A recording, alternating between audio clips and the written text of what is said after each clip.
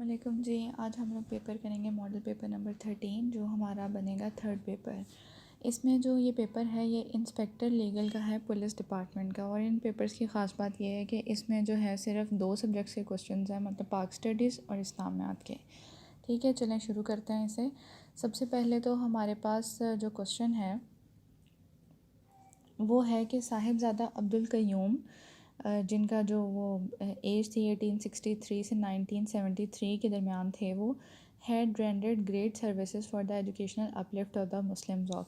अब ये जो थे ना साहिबज़ादा अब्दुल क़य्यूम, ये पॉलिटिशियन थे, एजुकेशनलिस्ट थे, मतलब इन्होंने एजुकेशन के लिए काम किया था। इधर इन्होंने पूछा कि उन्होंने किस सूबे के लोगों के लिए काम किया था। तो ये जो साहिबज़ादा अब्दुल क़य्यूम थे, इन्होंने NWFP के लिए काम किया था, यानी कि सूबा सरहद जो था हमारा पुराना, ठीक है, खैबर पख्तूनख्वा जॉब है। तो इसका एक और क्वेश्चन पूछा जाता है कि इन्होंने किस इदारे की बुनियाद रखी। तो इन्होंने इस्लामिया कॉलेज पेशावर की बुनियाद रखी थी। ठीक है जी, आगे हमारे पास क्वेश्चन है द सेंट्रल मोहम्मदन एसोसिएशन जो थी वो किसने फाउंड की थी इन 1877। ये मोहम्मदन एसोसिएशन से हमें लगता है कि शायद से सैयद अहमद ख़ान की बात होगी, लेकिन ये असल में थी सैयद अमीर अली ने बनाई थी ये सेंट्रल मोहम्मदन एसोसिएशन। और सैयद अमीर अली की दो बातें और हैं। एक तो ये कि इन्होंने मुस्लिम से रिलेटेड किताबें बहुत लिखी हैं, और दूसरी बात ये है कि ये कलकत्ता में मुसलमानों के पहले मुस्लिम जज थे। ठीक है, अब इन्होंने जो इस बुक्स लिखी हैं वो ज़रा 3-4 देख लें जो मेन PPSC वाले पूछते हैं। एक तो स्पिरिट ऑफ इस्लाम है, दूसरा अ शॉर्ट हिस्ट्री ऑफ सारासेंस है, SARACENS। ठीक है, तीसरी बुक देख लें द एथिक्स ऑफ इस्लाम, और चौथी है मोहम्मदन लॉ। तो अगर कोई इस तरह की इस्लामिक सा नाम आए और आपको ना समझ आ रही हो, ऑप्शन सैयद अमीर अली हो, तो एक जो जैसे कहते हैं ना कि कैलकुलेटेड गेस्ट, वो आपका ये हो सकता है कि सैयद अमीर अली ने ये बुक लिखी होगी। ठीक है जी, आगे हमारे पास क्वेश्चन है under which act the Muslim demand of separate electorate was first considered by the British government. अच्छा जी, हम सेपरेट इलेक्टोरेट की बात ज़रा देख लें कि सेपरेट इलेक्टोरेट में ये होता है कि देखें, अगर एक जगह पे 10 लोग रह रहे हैं जिसमें से 6 मुसलमान हैं और 4 जो हैं वो हिंदू हैं, तो सेपरेट इलेक्टोरेट का ये मतलब है कि जो मुसलमान हैं वो मुसलमान नुमाइंदा खड़ा करेंगे अपना, और सिर्फ मुसलमान ही उस नुमाइंदे को वोट देंगे। तो इस तरह क्या होता है, इसे बोलते हैं सेपरेट इलेक्टोरेट। मतलब हर कम्युनिटी जो है वो अपने बंदे को खड़ा करेगी और अपने बंदे को वोट देगी। तो मुसलमानों ने इसकी डिमांड रखी थी 1906 में। 1906 में जब हाँ ये शिमला डेप्यूटेशन गया था ना, तो शिमला में एक वफ़द गया था मिलने वायसराय से। तो इन्होंने जाके कहा था कि हमें हमें हमारे इंतखाबात जो है ना वो अलग किया जाए, सेपरेट इलेक्टोरेट का हक़ मिलना चाहिए हमें। तो इन्होंने उनसे मांगा 1906 में, उन्होंने हमें दिया 1909 में। आइन आया था 1909 में, जिस तरह मैंने पहले भी वीडियोस में आपको बताया है कि इंडियन काउंसिल एक्ट्स आते थे, इंडियन एक्ट्स आते थे, और वो जो थे वो आइन होते थे। फिर थोड़े अरसे बाद उसको रिवाइज़ किया जाता था, फिर आइन रिवाइज़ होता था। तो 1909 में भी आइन आया था। तो इंडियन काउंसिल एक्ट 1909 में 1909 में हमें वो राइट दे दिया गया। 1906 में मांगा, 1909 में दे दिया।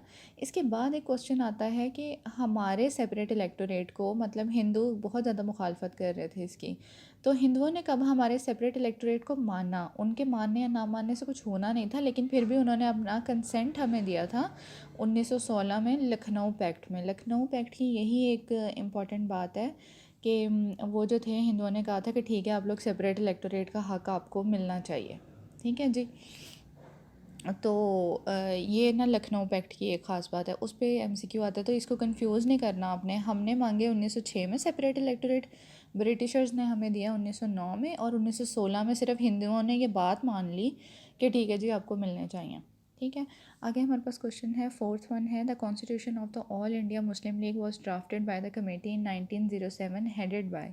अब 1906 में ना 30 दिसंबर 1906 मुस्लिम लीग बनी थी, और मुस्लिम लीग की कमेटी एक बनी थी, उसने 1907 में, मतलब जाहिर सी बात है 1-2 दिन तो रह गए थे 1907 आने में, तो किसने जो है वो कमेटी को हेड किया था ताकि मुस्लिम लीग का आइन बन सकता, तो वो जी मौलाना मोहम्मद अली जौहर ने किया था।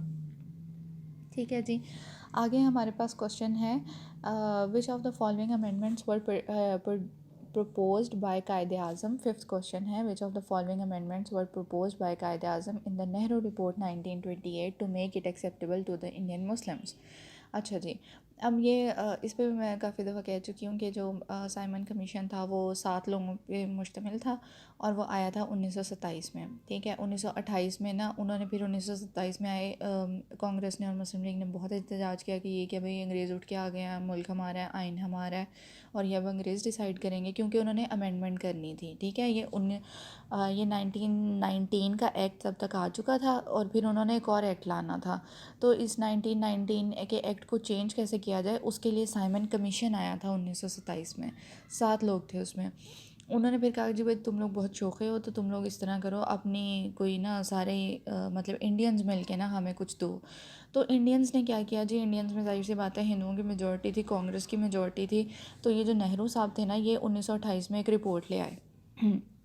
1928 में एक रिपोर्ट ले आए। रिपोर्ट के अंदर जो था ना, इन्होंने मुसलमानों को बड़े बुरे तरीके से नेगलेक्ट किया, मतलब इन्होंने मुसलमानों के कंसेंट की कोई फ़िक्र नहीं की। तो फिर 1929 में क्या हुआ कि कायदे आज़म ने दिए अपने 14 नकात। कायदे आज़म के जो 14 नकात थे ना, वो सिंपली इस बात पे थे कि नेहरू रिपोर्ट में क्या क्या चेंजेस होनी चाहिए ताकि मुसलमानों को उसका फ़ायदा हो। तो अब उन्होंने कहा क्या क्या था, उन्होंने कहा था, ये सारी बातें कही थी उन्होंने कहा था कि Muslims should be given the 1/3 representation in the central legislature. Central legislature का मतलब ये है कि जो कानून बनाने के लिए, वो जिस तरह हमारी नेशनल असम्बली है ना, पार्लियामेंट है, इस तरह उन्होंने कहा था कि जो आपकी पार्लियामेंट है ना, पार्लियामेंट के अंदर नेशनल असम्बली है, हमें पार्लियामेंट ही कहें उसको, जो हमारी पार्लियामेंट है ना, उन्होंने कहा था हमें उसमें अगर 3 सीटें हैं ना, तो उसमें से एक मुसलमानों की होनी चाहिए। ठीक है, 1/3 मेजॉरिटी चाहिए हमें वहाँ पे, 1/3 सीट्स चाहिए हमें वहाँ पे। दूसरे नंबर पे उन्होंने कहा कि पंजाब और बंगाल में मुसलमान बहुत ज़्यादा हैं, तो हमें हमारी पॉपुलेशन के हिसाब से रिप्रेजेंटेशन देनी चाहिए। ठीक है, ये बचपन से हम पढ़ते आ रहे हैं, लेकिन चीज़ों की समझ नहीं थी ना तब। तीसरे नंबर पे उन्होंने बात की थी, ये देखें, residuary powers should be given to the provinces. अब जो फेडरल सिस्टम होता है ना, जिस तरह हमारे अब फेडरल सिस्टम है, एक फेडरल गवर्नमेंट बैठी होती है और बाकी प्रोविंशियल गवर्नमेंट्स बैठी होती हैं। तो नेहरू रिपोर्ट में इन्होंने क्या कहा था, नेहरू रिपोर्ट में जी नेहरू साहब ने कह दिया था कि कुछ पावर्स होती हैं प्रोविंसेस के पास होती हैं, कुछ होती हैं सेंटर के पास होती हैं, कुछ होती हैं रेजिड्यूरी पावर्स होती हैं, मतलब वो चाहे प्रोविंस ले ले चाहे वो सेंटर ले ले। तो ये आइन में डिफ़ाइन होता है कि रेजिड्यूरी पावर्स किधर जाएंगी, सेंटर में जाएंगी क्योंकि प्रोविंसेस में जाएंगी। तो कायदे-ए-आज़म ने कहा कि जो रेजिड्यूरी पावर्स हैं वो जानी चाहिए प्रोविंसेस के पास, लेकिन नेहरू साहब ने कहा कि वो जानी चाहिए सेंटर के पास। सेंटर में जाने का ये मतलब था कि वो कांग्रेस के पास जाएंगी या वो ब्रिटिशर्स के पास जाएंगी, लेकिन रेजिड्यूरी पावर्स प्रोविंसेस में जाने का ये मतलब था कि जिन प्रोविंसेस में मुसलमानों की मेजॉरिटी है, कम अज़ कम वहाँ पर उनकी चल सकेगी। ठीक है, तो इसका मतलब है कि all of the above Quaid-e-Azam ने इन सारी चीज़ों में चेंजेस मांगी थी नेहरू रिपोर्ट में, जो उन्होंने नहीं की।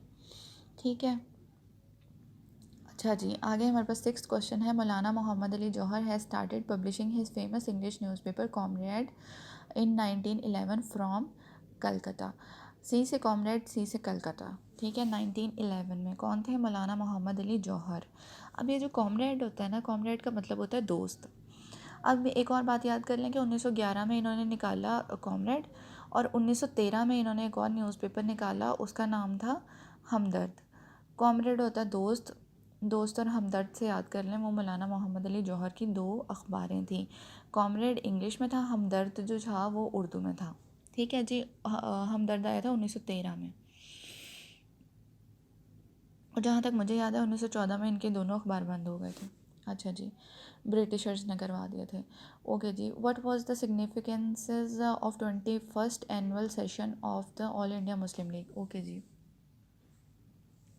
मुस्लिम लीग बनी थी 1906 में, 1923 तक आते आते उसका 21वां एनुअल सेशन हुआ था। ठीक है, हर साल सेशन नहीं होता होगा, कोई अंदर से 2-4 मिस हुए होंगे, लेकिन 21वां सेशन कौन सा था, जिसमें अल्लामा इकबाल ने वो दी थी, अपने खुतबा इलाहाबाद दिया था। ठीक है, इलाहाबाद में हुआ था ये।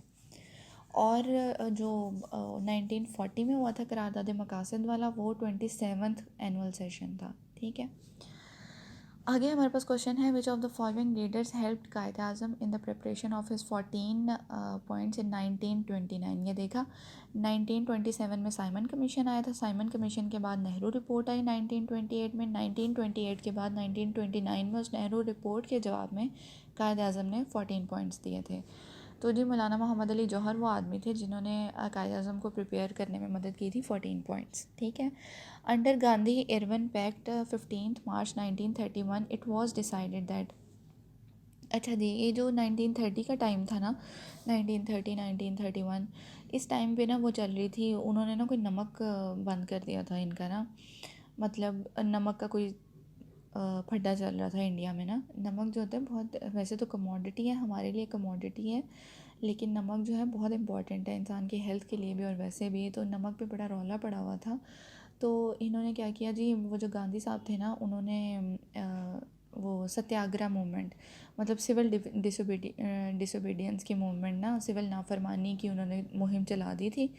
तो फिर 1931 में जाके ना गांधी इरविन पैक्ट हुआ, और फिर जी उसके नतीजे में क्या हुआ, द कांग्रेस, ये डिसाइड हुआ कि the Congress will call off its civil disobedience movement, ठीक है। सिविल डिसोबीडियंस मूवमेंट जो थी वो कांग्रेस वापस लेगी, इस बात को डिसाइड किया गया था गांधी इरविन पैक्ट 1931 में। 1931 तक इनका फड्डा चल रहा था। तो वो जो लंदन में कॉन्फ्रेंसेस हुई थी ना, 3 राउंड टेबल कॉन्फ्रेंसेस, एक हुई थी 1930 में, एक हुई थी 1931 में, एक हुई थी 1932 में। तो 1930 वाली जो थी ना, तब इनका फड्डा था, तब गांधी नहीं गए थे, ठीक है। तो कांग्रेस ने बाइकआउट कर दिया था फर्स्ट उसका राउंड टेबल कॉन्फ्रेंस का। किस लिए किया था, या अब आपको ये भी पता चल गया कि वो तब तक सिविल डिसोबीडियंस मूवमेंट चल रही थी। ओके जी, आगे हमारे पास क्वेश्चन है कि the government of India act 1935 divided the country into, एक इनका 1909 में आया था आइन, एक इनका आया था 1919 में, और एक इनका आया था 1935 में, ठीक है। उससे पहले भी 1800 में भी इनके आइन आते रहे हैं, पर वो काफ़ी लंबा हो जाएगा, आप यही 3 मेन याद रख लें। तो 1935 वाला जो था ना, उसमें इन्होंने पूरे बरे सग़ीर को ना, पाको हिंद को 11 सूबों में तकसीम किया था, ठीक है। ये बड़ा इंपॉर्टेंट क्वेश्चन है। एक क्वेश्चन है हमारे पास कि provincial elections of 1973 all India Muslim league one largest seats of numbers in which province. अच्छा जी, ये क्या हुआ था कि जो 1935 का एक्ट था ना, इसमें इन्होंने क्या किया, एक नया आइन लेके आए, 11 सूबों में मुल्क को तकसीम किया और इलेक्शन करवा दिया 1937 में। मुसलमानों की हालत इस इलेक्शन में काफ़ी पैड़ी थी। तो फिर जी हमें ज़्यादातर सीटें जहाँ से मिली ना, वो मिली थी यूनाइटेड प्रोविंस से, ठीक है। यूनाइटेड प्रोविंसेस से हमें ज़्यादा सीट्स मिली थी। अच्छा जी, अब इस इलेक्शन में तो हमारी हालत थी बुरी। अब इस इलेक्शन के में कांग्रेस की हालत थी अच्छी, कांग्रेस की आ गई थी अच्छी खासी गवर्नमेंट। कांग्रेस के बंदे थे गवर्नमेंट में, उन्होंने मुसलमानों का बड़ा बुरा हाल किया। फिर तो जी क्या हुआ कि 1939 में ना जंग लग गई थी, दूसरी जंग अज़ीम। दूसरी जंग अज़ीम लगी 1939 में, और लगी तो फिर इन्होंने ना, क्योंकि ब्रिटिश राज था इंडिया के ऊपर, तो इंडिया भी एक तरह से वो बन गया, उसमें एलाई बन गया ब्रिटिशर्स का। तो कांग्रेस को ये बात अच्छी नहीं लगी कि हमने तो भी नहीं लड़ना तुम लोगों के बिहाफ में। तो ना इन्होंने क्या किया, इन्होंने इस्तीफ़े दे दिए। जिस दिन इन्होंने इस्तीफ़े दिए ना, उसके बाद मुसलमानों ने मनाया जी डे ऑफ डिलीवरेंस, मतलब यौम निजात मनाया मुसलमानों ने।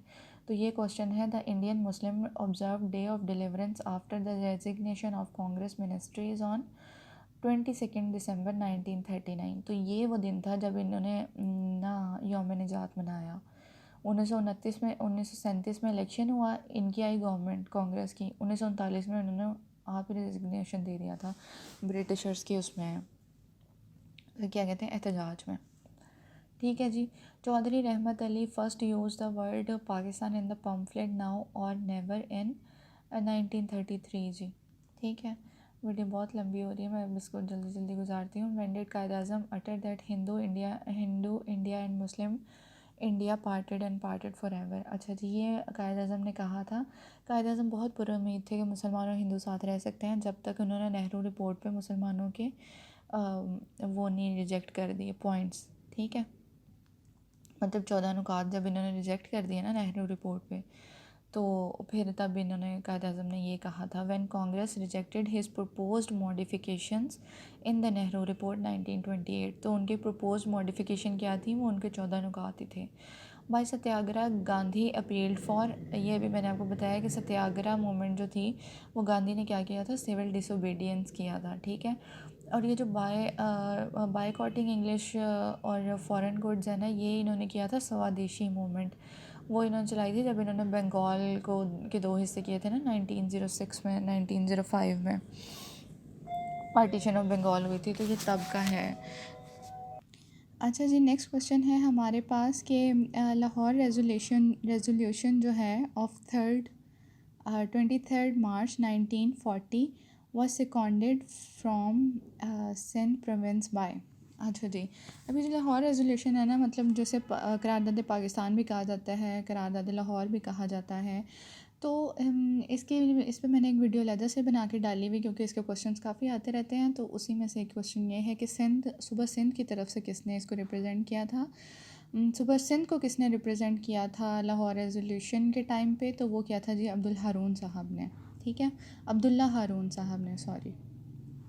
ठीक है जी, आगे हमारे पास क्वेश्चन है, Congress launch quit India movement against the British government in 1942। ये जी 1942 में कांग्रेस ने की थी क्विट इंडिया मूवमेंट। वीडियो बहुत लंबी हो रही है, वरना मैं एक्सप्लेनेशन क्वेश्चंस की और भी देती, इंशाल्लाह आगे आते आते देंगे। Who presided over the Shimla conference is 1945। तो 1945 में शिमला कॉन्फ्रेंस में प्रेसिडेंट कौन था, तो वो लॉर्ड वेवल थे। ठीक है, लॉर्ड वेवल जो था वो उस टाइम वॉइसराय था। In the interim government of 1946 the minister of health was. अच्छा जी, अब ये जो इंटरिम गवर्नमेंट थी ना, वो 1946 में आई थी, इलेक्शन हो गए थे, 46 में गवर्नमेंट बन गई थी। तो उसमें जो थे हमारे पास जो है जी मिनिस्ट्री ऑफ हेल्थ, वो हमारे पास गई थी गज़नफ़र अली ख़ान साहब के पास। उसके अलावा अगर हम देखें तो ये जो जाग जीवान राम हैं, इनके पास थी मिनिस्ट्री लेबर की, और ये अब्दुल रब निश्तर जो थे वो उनके पास मिनिस्ट्री थी रेलवेज़ की। ठीक है, गज़नफ़र अली ख़ान साहब के पास मिनिस्ट्री थी हेल्थ की। ओके जी, आगे हमारे पास क्वेश्चन है, after सरागा Khan the next president of all India Muslim league was. तो ये जी सरागा खान हमारे पहले प्रेसिडेंट थे ऑल इंडिया मुस्लिम लीग के, तो दूसरे थे जी राजा साहिब ऑफ महमूदाबाद। ठीक है, आगे क्वेश्चन है हमारे पास, the Hindus had launched a Swadeshi movement to boycott English goods in the wake of. देखा जी, ये स्वदेशी मूवमेंट जो थी वो थी जी पार्टीशन ऑफ बंगाल के टाइम से। तो ये जी पार्टीशन ऑफ बंगाल हुई थी हमारे पास 1905 में, और उसके नतीजे में इन्होंने जी स्वदेशी मूवमेंट लॉन्च की थी हिंदुओं ने। ओके जी, देश से याद कर लें कि बायकॉट करना था, इन्होंने कहा था कि हमने अपने मुल्क की चीज़ पहननी है, ब्रिटिशर्स की नहीं। ओके जी, आगे है, the Pirpur report on the brutalities of the Congress ministries 1937 to 1939 was compiled by. अच्छा जी, ये जो पीरपुर रिपोर्ट थी ना, ये यहाँ पे क्वेश्चन था कि डे ऑफ डिलीवरेंस कब मनाया गया था। वो मनाया गया था 22 दिसंबर 1939 में। ठीक है, 1937 में जो है वो इलेक्शंस हुए थे, कांग्रेस आई थी। कांग्रेस ने आके बड़े जुल्म उठाए, उस पर जो थी मुस्लिम लीग, उसने कहा था कि जी रिपोर्ट तैयार करें कि मुसलमानों पे कौन कौन सी ब्रूटैलिटीज़ हुई हैं कांग्रेस मिनिस्ट्रीज़ की तरफ से। तो वो एक रिपोर्ट तैयार की गई थी। वो रिपोर्ट किसने तैयार की थी, वो की थी राजा मोहम्मद मेहदी ने। चीज़ों को इंटरलिंक्ड करके याद करेंगे तो बहुत अच्छी याद होंगी, मतलब आपके जहन में कोई कॉन्सेप्ट बनेगा, अदरवाइज़ जो है वो मसला हो जाएगा। आगे क्वेश्चन है, the British parliament passed Indian independence act on. India का जो इंडिपेंडेंस एक्ट था वो इन्होंने ब्रिटिश पार्लियामेंट में पास किया था। 14 अगस्त को आज़ादी थी, तो उससे पूरा एक महीना पहले 14 जुलाई 1947 को। ठीक है जी, आगे हमारे पास क्वेश्चन है, which of the following leaders has translated the Lahore resolution from English to Urdu on 23 March 1940। तो ये क्वेश्चन है जी कि इंग्लिश टू उर्दू किसने ट्रांसलेट किया था लाहौर रेजोल्यूशन को, तो वो किया था मौलाना ज़फ़र अली ख़ान ने। इनके ट्रांसलेटर्स में काफ़ी लोगों के नाम आते हैं, लेकिन यहाँ पे ऑप्शन मौलाना ज़फ़र अली ख़ान लगाया हुआ इन्होंने। ठीक है, आगे हमारे पास क्वेश्चन है, which of the following archaeological sites was discovered in 1955। तो 1955 में जो है वो कोट डिजी साइट जो है वो एक्सप्लोर की गई थी, डिस्कवर की गई थी। मोहनजोदाड़ो जो है वो हमारे पास सबसे पहले हमारे पास हड़प्पा हुई थी 1921 में। 1922 में हमारे पास मोहनजोदाड़ो डिस्कवर हुई थी, और 1955 में हमारे पास कोट डिजी हुई थी। ठीक है, टेक्सला की डेट नहीं पता मुझे। आगे हमारे पास क्वेश्चन है, ये हड़प्पा 1921, मोहनजोदाड़ो 1922 और कोडिजी 1955। आगे हमारे पास क्वेश्चन है, which of the following glaciers is located in Karakoram range. तो कराकरम रेंज जो है वो ओनली रेंज है, मतलब पहाड़ी सिलसिले बहुत सारे हैं, लेकिन कराकरम जो है वो है जिसके अंदर ग्लेशियर्स हैं। ठीक है, ये भी क्वेश्चन आता है कि ग्लेशियर्स किस में हैं, वो कराकरम में है, K2BC रेंज में है। ओके जी, अब ये जो सारे ग्लेशियर्स हैं ना, हिस्पार हो गया, ब्याफो हो गया, सियाचिन हो गया, ये सब के सब कराकरम रेंज में हैं। आगे क्वेश्चन है, बाबूसर पास कनेक्ट्स। तो बाबूसर पास जो है वो कनेक्ट करता है एबटाबाद को गिलगित से। ठीक है, आगे क्वेश्चन है, which of the following fort was build by Mughal emperor Zahiruddin Babur in the 16th century AD। तो बाबर ने जो था वो कौन सा फोर्ट बनाया था, उसने बनाया था बला हिसार फोर्ट पेशावर में। ठीक है, पहला मुगल बादशाह था बाबर, तो बाबर ने कौन सा फोर्ट बनाया था, बला हिसार फोर्ट। रोहतास फोर्ट जो था वो बनाया गया था जेहलम में शेरशाह सूरी की तरफ से। रानीकोट फ़ोर्ट जो है हैदराबाद सिंध में, ये पाकिस्तान का सबसे बड़ा फ़ोर्ट है। इसके बारे में जो है वो थोड़ी सी मतज़ाद राय है कि किसने बनाया था, लेकिन नवाब वली मोहम्मद लगारी या वाली मोहम्मद लगारी, अब जो भी कहें, उस बंदे का नाम आता है।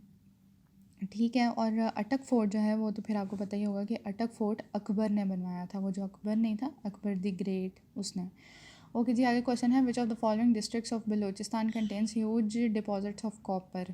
तो कॉपर की डिपॉजिट्स जो हमारे पास हैं वो चागी में हैं। ठीक है, आगे हमारे पास क्वेश्चन है, Pakistan first nuclear power plant setup at Karachi in 1974 with the aid of Canada. ठीक है, कनाडा की मदद से जो है हमारे पास वो था, तो जी कनाडा की मदद से जो है हमने 1974 में क्या किया था, वो हमने बनाया था, एक पहला न्यूक्लियर पावर प्लांट सेटअप किया था हमने कराची के मकाम पे। ठीक है जी, आगे हमारे पास क्वेश्चन है, the only non party elections were held in. Pakistan के अंदर एक ही इलेक्शन हुए थे जो किसी पार्टी की रिप्रेजेंटेशन के बगैर हुए थे। मतलब जिस तरह अब तो है ना कि पीपल्स पार्टी रिप्रेजेंट कर रही है, मुस्लिम लीग नून कर रही है, तब एक हुए थे ज़िया के दौर में, जनरल ज़िया के दौर में, वो नॉन पार्टी इलेक्शंस थे, और वो कब हुए थे, 1985 में। आगे हमारे पास क्वेश्चन है, who is considered the first poet of Punjabi language.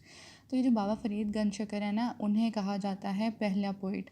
ग़ुलाम फ़रीद को नहीं, बाबा फ़रीद को। ठीक है, ये दो फ़रीद हैं, आपने इसको याद रखना है। और ये जो बाबा फ़रीद गंज शकर हैं, इनका मज़ार है पाकपतन में, और ये जो ग़ुलाम फ़रीद हैं, इनका मज़ार है कोट मिठन में। ये दो अलग हैं। ठीक है जी, आगे हमारे पास क्वेश्चन है, Karakoram highway in Pakistan is of. तो कराकरम हाईवे जो है वो हमारे पास है 1300 किलोमीटर की। ठीक है जी, 1300 किलोमीटर की है, यहाँ पे इन्होंने गलत लगाया हुआ है। ठीक हो गया, 1300 किलोमीटर जो है इसकी एक्चुअल वो है लंबाई, लेंथ कराकरम हाईवे की। आगे क्वेश्चन है हमारे पास, Kanpur mosque tragedy has taken place in 1913। तो कानपुर जो इंसिडेंट था वो हमारे पास हुआ था 1913 में। आगे क्वेश्चन है, Mastawakkali was prominent poet of Balochistan. ठीक है, बलूची थे मस्तवक्ली। आगे क्वेश्चन है हमारे पास, which of the following dams is situated at the highest altitude. तो सबसे ज़्यादा बुलंदी पे कौन सा डैम वाक़ है पाकिस्तान में, वो है जी वाली टांगी डैम। इसे तो मैंने टांगी से याद किया हुआ है कि इसको हमने टांगा हुआ है। ठीक है, तो अगर आपको टांगा का मतलब नहीं पता तो टांगा का मतलब पता है, वैसे भी टंगा होता है, लटकाया हुआ। ओके जी, आगे हमारे पास क्वेश्चन है, archaeological site Bhambore is located in the district of Thatta. Bhambore जो है वो ठट्टा में है, ये भी क्वेश्चन बहुत आता है। Hazrat Bahauddin Zakariya was a prominent Sufi saint of. Hazrat Bahauddin Zakaria जो थे वो प्रोमिनेंट सेंट थे, किस ऑर्डर के, वो थे सुहरवर्दी ऑर्डर के। ठीक है जी, आगे हमारे पास क्वेश्चन है, on 9 July 1950 Pakistan became the member of. तो जी ये नीचे इन्होंने एक्सप्लेनेशन दी हुई है, इधर ही नीचे यहाँ पे, कि 10 जुलाई 1950 को पाकिस्तान ने IMF और वर्ल्ड बैंक को तो ज्वाइन किया था, सॉरी 11 जुलाई को, लेकिन 9 जुलाई को किसी को नहीं किया था। तो इन्होंने यहाँ पे ऑप्शन दिया हुआ है नॉन ऑफ द अबव। ठीक है, आगे क्वेश्चन है हमारे पास, decimal system was introduce in Pakistan on the 1 January 1961। ये भी बहुत फेमस क्वेश्चन है कि डेसिमल सिस्टम पाकिस्तान में कब इंट्रोड्यूस किया गया था, तो वो 1961 में किया गया था। आगे क्वेश्चन है which was the first missile launched by Pakistan. तो पाकिस्तान की तरफ से जो पहला मिज़ाइल लॉन्च किया गया था वो था हतफ़। ठीक है, मुझे लगता है इसका निक नेम बाबर है। हतफ़, ये इन्होंने साइड पे बाबर भी लिखा हुआ है ना, आता है बाबर भी लिखा आता है हतफ़ के साथ, लेकिन हतफ़ है, आपने याद रखना है। ओके जी, आगे हमारे पास क्वेश्चन है on July 9th 1948 Pakistan issued it's first postal stamp. 1 जुलाई 1948 को तो पाकिस्तान स्टेट बैंक का इफ्तिताह हुआ था, और 9 जुलाई 1948 को हमने क्या निकाला था, पोस्टल स्टैम्प पहले निकाली थी पाकिस्तान की। आगे क्वेश्चन है Pakistan aeronautical complex at Kamra was completed with the financial and technical assistance of. अच्छा जी, ये जो फाइनेंशियल और टेक्निकल असिस्टेंट थी ये कामरा के टाइम पे हमें दी थी चाइना ने, और कराची में जो कम्प्लेक्स था वो न्यूक्लियर कम्प्लेक्स था, उसके लिए हमें किसने एड दी थी, कनाडा ने। ठीक है, ये यहाँ पे ऑप्शन है चाइना। ठीक है, ये इन्होंने इधर इसलिए लिखा हुआ है क्योंकि ऊपर इसका ऑप्शन है नन ऑफ द अबव, तो इसलिए उन्होंने नन ऑफ द अबव की बजाय ना उसका आंसर ही लिखा हुआ साइड पे चाइना। ये देखें, ये नन ऑफ द अबव इसका ऑप्शन है। आगे हमारे पास क्वेश्चन है the largest desert of the Pakistan is Thar. ठीक है, तो largest barrage of the largest desert जो है सबसे बड़ा सहरा कौन सा है पाकिस्तान का, वो है थर। और उसके बाद क्वेश्चन है ओल्डेस्ट बिराज जो है इंडस रिवर पे वो कौन सा है, वो है सुखर बिराज। सबसे बड़ा पाकिस्तान का बिराज भी सुखर बिराज और सबसे पुराना भी सुखर बिराज है, इंडस रिवर पे सुकर बिराज है। Pakistan join the World Trade Organization in, Pakistan ने वर्ल्ड ट्रेड ऑर्गेनाइजेशन ज्वाइन की थी 1995 में। आगे क्वेश्चन है the first princely state to accede to Pakistan after partition was Bahawalpur. Bahawalpur वो पहली स्टेट थी जो पाकिस्तान का हिस्सा बनी थी। National animal of Pakistan is markhor. आगे है जी फाटा की कितनी एजेंसीज़ हैं, तो फाटा की एजेंसीज़ हैं 7। सबसे बड़ी एजेंसी कौन सी है फाटा की, वो है साउथ वज़ीरिस्तान। आगे हमारे पास क्वेश्चन है कि first Urdu newspaper published after the creation of Pakistan, मतलब पाकिस्तान के बनने के बाद पहला कौन सा उर्दू न्यूज़पेपर था, तो वो था डेली इमरोज़। आज की वीडियो इधर ही ख़त्म होती है। वीडियो काफ़ी लंबी हो गई एक्सप्लेनेशन की वजह से। नेक्स्ट इसके जो 50 क्वेश्चन हैं वो इसके सेकंड पार्ट में करते हैं। Thank you so much. Channel को सब्सक्राइब कर लीजिएगा, वीडियो को लाइक कीजिएगा अगर आपने यहाँ तक सुना है तो। बहुत शुक्रिया।